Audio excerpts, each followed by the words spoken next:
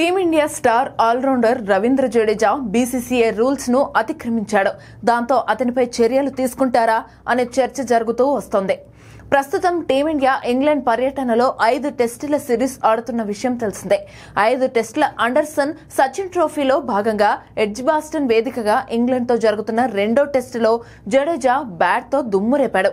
త్రుటిలో శతకం చేజార్చుకున్నాడు. శుభ్మన్ గిల్ తో కలిసి 6వ వికెట్ కు 203 పరుగుల భారీ భాగస్వామ్యాన్ని అందించాడు.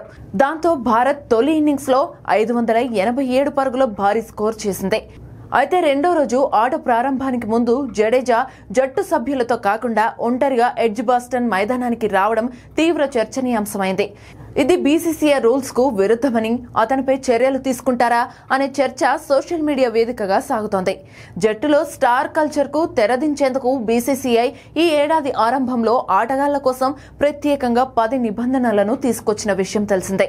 ఈ రూల్స్ ప్రకారం భారత ఆటగాళ్లు మైదానానికి వెళ్లేటప్పుడు, తిరిగి హోటల్కు వచ్చేటప్పుడు కలిసే రావాలని, ఒకే బస్సులో ప్రయాణించాలి.